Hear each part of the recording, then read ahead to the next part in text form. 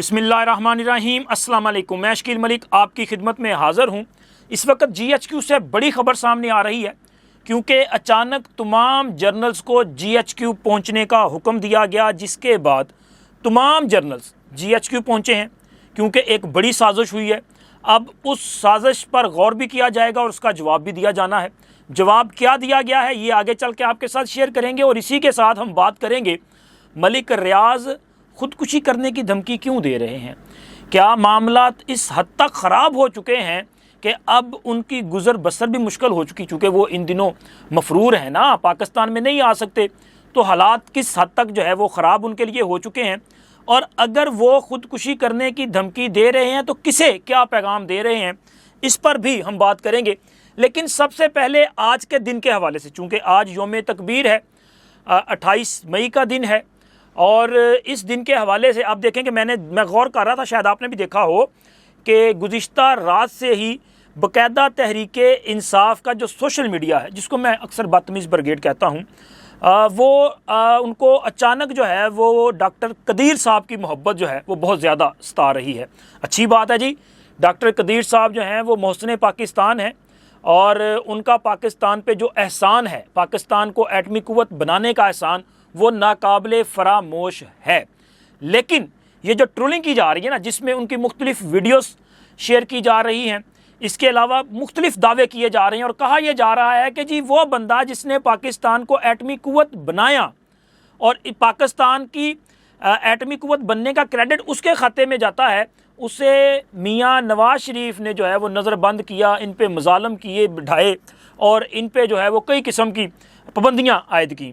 लेकिन वो क्या करेंगे यार, ये जो ट्रोलिंग करने वाले ना बच्चे, ये जो सोशल मीडिया हैंडलर हैं इमरान खान की जमात के, अब मेरा ख्याल है कि इनको शायद तारीख़ का पता ही नहीं है कि ये सारा कुछ हुआ कैसे। तो लिहाजा इनको सिर्फ याद कराने के लिए आप में से मेजॉरिटी जो है वो जानती होगी कि भाई डॉक्टर कदीर साहब को घर में नज़रबंद करने का या गिरफ़्तार करने का जो फ़ैसला था वो परवेज़ मुशर्रफ ने किया था।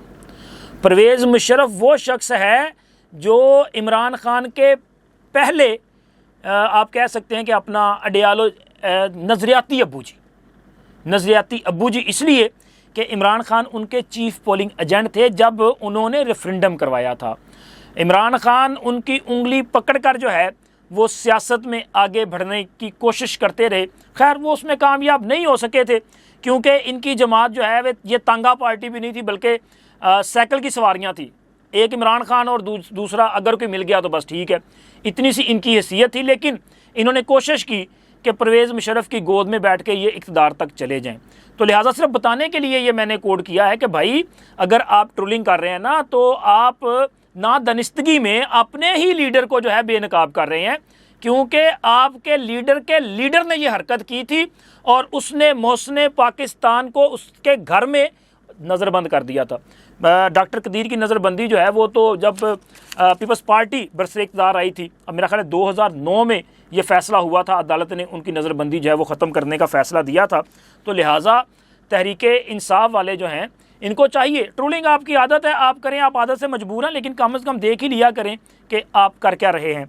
और अब बात करते हैं लैंड माफिया मलिक रियाज साहब की ऑडियो लीक के हवाले से। मलिक रियाज साहब की एक ऑडियो लीक हुई है जिसमें वो कहते हैं कि जनाब जिस दिन मैंने किताब खोली तो ज़लज़ला आ जाएगा, और उन्होंने कहा जनाब ये मुझे ख़राब करने की कोशिश कर रहे हैं और अगर बात जो है वो ज़िंदगी ख़त्म करने पर गई तो मैंने सब कुछ रिकॉर्ड कर दिया है और मैं सारा कुछ बता के जाऊँगा। यानी कि वो धमकी दे रहे हैं कि मैं खुदकुशी कर सकता हूँ, लेकिन खुदकुशी से पहले सब कुछ बता के जाऊँगा।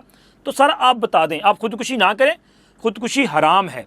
आप ऐसा करें कि जो कुछ आपके सीने में है वो सारे राज उगल दें, क्योंकि ये राज उगलने से इस मुल्क में इस वक्त जो हैजान बरपा है, हो सकता है यही किसी अंजाम की तरफ चला जाए, ये ख़त्म हो जाए। क्योंकि आपका जो किरदार रहा है ना, वो कभी भी जमहूरी कुव्वतों को मुस्तहकम करने वाला नहीं रहा। आपने भी हमेशा गैर जमहूरी कुव्वतों के एक मोहरे के तौर पे किरदार अदा किया है। अब आप क्या बताएंगे? क्या आप ये बताएंगे कि जनाब आपको जनरल ज़हीरुल इस्लाम साहब ने क्या पैगाम दिया था और आप एक मुंतखब वज़ीर आज़म के पास इस्तीफ़ा लेने चले गए थे? या फिर आप ये बताएंगे कि एक मुंतखब जमहूरी हुकूमत के ख़िलाफ़ बाकायदा साजिश के तहत जो लॉन्ग मार्च करवाए गए, जो धरने दिए गए, उसमें आपका क्या किरदार था? आपने कितना पैसा जो है वो इन्वेस्ट किया? आपने किस जज को मैनेज करने के लिए कितना पैसा लगाया? आप ये बताएंगे? आपको बिल्कुल बताना चाहिए। या कि फिर आप ये बताएंगे कि जी आपने किस तरह से इमरान खान और बुशरा बीबी को मैनेज किया, आपने किस तरह से 190 मिलियन पाउंड जो है वो अपने खाते में डलवाए हुकूमत से, और इसके अगेंस्ट आपने इमरान खान को अलकादर की ज़मीन दी, बुशरा बीबी को तोहफे दी। आप क्या बताएंगे? आपको बताना चाहिए। मैं तो समझता हूँ कि अगर आप ये एहसान कर दे इस कौम पे तो ये बहुत बड़ा आपका कारनामा होगा। वैसे तो माशाल्लाह आप क्लेम करते हैं कि जी आपने 1994 से आज तक मुश्किल तरीन हालात के बावजूद पाकिस्तान की खिदमत की है और पाकिस्तान में बड़े बड़े जदीद प्रोजेक्ट्स दिए हैं, लेकिन आप फिर ये भी बताएं कि आपने कितने लाखों पाकिस्तानियों पर जुल्म किया है। आपने कितने लोगों को सिर्फ फाइलें दी हैं, प्लाट नहीं दिए।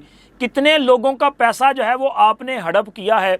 आपने पाकिस्तान की ज़राई ज़मीनों को हड़प किया है और पाकिस्तान में आपने ये जो लैंड माफिया है इसको परवान चढ़ाया है। आप सब कुछ बताएं ना इस कौम को कि आपका क्या क्या क्या किरदार रहा है।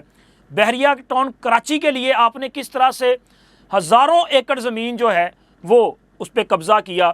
आपने बहरिया पेशावर में जो जुल्म किए लोगों के साथ, आज भी वहाँ पे जो है लोग हैं वो सरापा एहतजाज हैं। वो ज़रा बताइए ना कि वो कैसे हुआ, और ये भी ज़रूर बताइए कि वो कौन सी फ़ाइल थी कि जिस फ़ाइल की क्लियरेंस के लिए आपकी बेटी जो है वो फराह गोगी से राब्ते में थी और फराह गोगी जो है वो बुशरा बीबी के साथ राब्ते में थी, और कहा जा रहा था कि जी बात हो गई है बीबी की, खान साहब ने कह दिया है कल काम हो जाएगा। सब कुछ बताएं मलिक साहब, ये आपका इस कौम पे एहसान होगा। देखें किसी ने भी जहाँ पे जो है ना वो ता क़यामत नहीं बैठे रहना। जो भी आया है उसने अल्लाह के हजूर वापस जाना है और पेश होना है। किसी वक्त भी इंसान की ज़िंदगी का ख़ात्मा हो सकता है।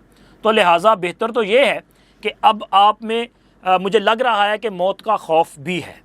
आप ये सब कुछ बताएं, क्योंकि आपके बताने से अगर कोई बेनकाब होगा तो वो प्रोजेक्ट इमरान और प्रोजेक्ट इमरान को मुसल्लत करने वाले बेनकाब होंगे, और इनको बेनकाब करना इस वक्त पाकिस्तान की सबसे बड़ी खिदमत होगी। और आप जिन मसाइब और मुश्किलात का शिकार हैं, क्योंकि देखें एक बंदा जो अपना बहुत अमीर कबीर इंसान है भाई, पाकिस्तान का सबसे अमीर आदमी है, बल्कि बड़ा पावरफुल और बाअसर आदमी रहा है, आज इस हालत तक वो पहुंच चुका है कि वो बंदा इस किस्म की ऑडियोज़ जारी कर रहा है कि सब मैं परेशान हो चुका हूं और मैं अपनी ज़िंदगी का खात्मा कर सकता हूं। आप बताएं कि किस वजह से आप परेशान हुए हैं? क्या ये तासुर देने की कोशिश की जा रही है कि जी मुझे वादा माफ़ गवाह बनने के लिए जो है वो मजबूर किया जा रहा है? तो आप बताएं कौन आपको मजबूर कर रहा है, या किस केस में वादा माफ़ गवाह बनने के लिए मजबूर किया जा रहा है? अगर तो अलकादर की बात की जा रही है जिसमें आप तो शरीक मुल्ज़म के तौर पर मौजूद हैं, उसमें आप और आपके बेटे का नाम है और आप दोनों मफरूर हैं, तो सर वहाँ पे तो फ़र्द जुर्म आयद किया जा चुका, गवाहान की शहादतें रिकॉर्ड की जा रही हैं, वहाँ पे तो प्रोसेस आगे बढ़ चुका। अगर वादा माफ़ गवाह किसी ने बनना हो, सुल्तानी गवाह बनना हो, या इस हवाले से कोई एफर्ट की जाएगी तो वो तो तब की जाती है जब रेफरेंस फ़ाइल किया जाना होता है। रेफरेंस फ़ाइल किए जाने के बाद तो ये सब कुछ नहीं किया जा सकता। कि या फिर अब आप ये चाहते हैं कि आपको ये सहूलत दे दी जाए, या दूसरा फिर आप खुल के ये बताएं कि सर माजी में ताकतवरों का साथ आपके साथ था तो लिहाजा तब तो आप बाअसर थे, लेकिन आज के जो बाअसर हैं, आप अगर चीफ़ जस्टिस की बात करें काजी फ़ाइज़ ईसा साहब की, तो उनकी तरफ से कोई सहूलतकारी नहीं है। उन्होंने तो बल्कि इनका जो वो पैसा था 190 मिलियन पाउंड वाला, वो पैसा तो हुकूमत पाकिस्तान के ख़जाने में वापस भिजवा दिया। और उन्होंने तो मलिक रियाज का ये जो बहरिया टाउन कराची वाला है इसका पूरा सर्वे करवाया, और ये इंकशाफ सामने आया कि इन्होंने तो जनाब कई हज़ार एकड़ जो है इस पर अजाफी कब्ज़ा कर रखा है, इस वजह से परेशान है। Army chief general Asim Munir साहब जो हैं वो भी किसी सूरत भी इनको ज़रा जो क्या कहते हैं माफ़ी तलाफ़ी देने के लिए तैयार नहीं। वो कहते हैं आप आइन और कानून, जो कानून है उसके मुताबिक आपने अपना बिज़नेस करना है आप करें, लेकिन कोई गैर कानूनी काम अगर करते हैं तो उसमें किसी किस्म की माफ़ी नहीं होगी। इस वजह से आप परेशान हैं, क्योंकि मलिक रियाज साहब जो हैं वो समझते हैं कि पाकिस्तान में पैसा लगा दें तो हर गैर कानूनी काम जो है वो कानूनी तरीके में इख्तियार हो जाता। नहीं, गैर कानूनी चीज़ जो है वो गैर कानूनी ही रहेगी, बल्कि आपने जो रिश्वत दी वो एक और जुर्म हुआ। फिर उसके बाद आपने इसका एतराफ़ किया तो ये भी एक जुर्म हुआ, बल्कि जिसने रिश्वत ली आपने उसके ख़िलाफ़ गवाही भी दे दी। होना तो ये चाहिए कि आपको भी पकड़ लिया जाए और आपसे ज़रा तफ्तीश की जाए और पूछा जाए कि किस को आपने नवाजा है, उन सब से जो है वो पैसा निकाला जाए और तब जाके हालात जो है बेहतर हो सकते हैं। लेकिन मेरा ये ख्याल है कि ख़ुदकुशी तो हराम है, वो ना करें, लेकिन पाकिस्तान पे एहसान करें ताकि चीज़ें जो हैं वो बेहतर हो जाएं। और सर अब आते हैं वो मेन स्टोरीज़ की तरफ, वो स्टोरी जो GHQ से मुतल्लिक है, जिसमें मैंने आपके साथ पहले गुजारिश की कि एक अहम इजलास होने जा रहा है। इमरान खान के ये जो ट्विटर अकाउंट है, एक्स अकाउंट, उस पर गुज़िश्ता रोज़ एक बाकायदा तौर पे पोस्ट शेयर की गई जिसमें कहा गया जी गद्दार कौन है। उसमें जनाब इमरान खान और मौजूदा आर्मी चीफ साहब की तस्वीर, इसी तरह शेख मुजीबुर रहमान और जनरल याहिया की तस्वीर, और ये तासुर देने की कोशिश की कि इमरान खान जो हैं वो आज के शेख मुजीब हैं और मौजूदा आर्मी चीफ जो हैं वो जनरल याहिया हैं। और ये भी साथ कहा गया जी हमूदुर रहमान कमीशन रिपोर्ट पढ़ लें। अब उस कमीशन रिपोर्ट में ज़ाहिर है याहिया खान पे जो है बाकायदा तौर पे ज़िम्मेदारी आयद की गई थी और इमरान खान ने ये लोगों को फ़ौज के ख़िलाफ़ भड़काने की साजिश की। अब ज़ाहिर है ये बहुत बड़ी साजिश है। आपने शेख मुजीब की तरह इस मुल्क को दौलत करने की बाकायदा तौर पे आपने जो है एक तरह से अपनी ख्वाहिश का इजहार कर दिया है। शेख मुजीब के अंजाम को भी याद रखिए। राना सनाउल्लाह ने जो आपको मशवरा दिया है ना, जिसमें वो कहते हैं कि मैं दुआ गो हूँ कि अल्लाह इन पे करम करे और इनको जो शेख मुजीब बनने का एक बुखार सवार हुआ है ना, तो इन्हें शेख मुजीब के अंजाम को भी याद रखना चाहिए और अल्लाह इन्हें उस अंजाम से बचाए। शेख मुजीब साहब जो हैं उन्होंने जब बांग्लादेश बन गया, वो कैसे बना मैं उस बहस में नहीं जाना चाहता, लेकिन बांग्लादेश बनने के बाद शेख मुजीब को उन्हीं की फ़ौज ने गोलियां मार दी थी, उनका कत्ल कर दिया था। तो लिहाजा याद रखिएगा कि इस तरह के वाक़यात भी हो जाते हैं। लेकिन आप पाकिस्तान में अवाम को फ़ौज के ख़िलाफ़ ये जो भड़काने की कोशिश कर रहे हैं ना, इसका अंजाम भी गलत होगा, क्योंकि इससे पहले जो आपने किया लोग जान चुके हैं कि गद्दार कौन है। लोगों को पता है कि किसने पाकिस्तान के साथ गद्दारी की है। माजी में जिन जिन लोगों ने पाकिस्तान के साथ गद्दारी की उनका अंजाम अच्छा नहीं हुआ, वो कोई भी हो, वो याहिया खान हो या कोई और हो, उनका अंजाम अच्छा नहीं हुआ। अब शेख मुजीब का तो मैंने आपको बता दिया, अगर उसने पाकिस्तान के साथ गद्दारी की, पाकिस्तान को दौलत किया, तो उसका अंजाम भी अच्छा नहीं हुआ, वो अपने ही लोगों के हाथों मारा गया। और अब आप अगर इस डगर पे चल रहे हैं तो आपको भी इस पे इबरत हासिल करनी चाहिए, ये कोई फ़ख्र वाली बात नहीं है, क्योंकि पाकिस्तान ने इंशाअल्लाह ताला ता क़यामत कायमो दायम रहना है। और अगर आप अदारे के अंदर इस किस्म की बगावत पैदा करने की कोशिश करेंगे तो उसका अंजाम भी बुरा होगा। अभी आपने 1 साल पहले जो कुछ किया वो क्या लोग भूल चुके हैं? 9 मई को आप ये कोशिश कर चुके हैं, आप आर्मी चीफ के ख़िलाफ़ बगावत पे लोगों को और फ़ौज को उकसाने की कोशिश कर चुके हैं, वो नाकाम हो चुकी है, अब भी ये कामयाब नहीं होगी।